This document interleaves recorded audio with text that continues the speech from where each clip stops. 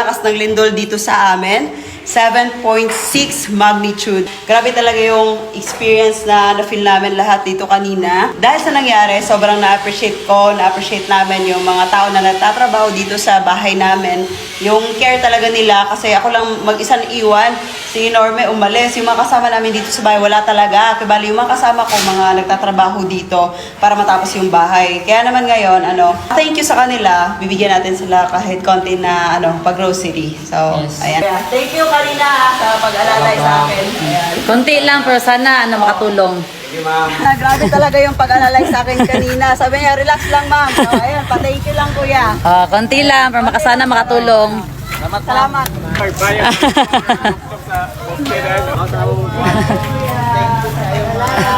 Tapos kay Sir Elmer, nababalik sana sa bahay kasi akala niya andun si Norme.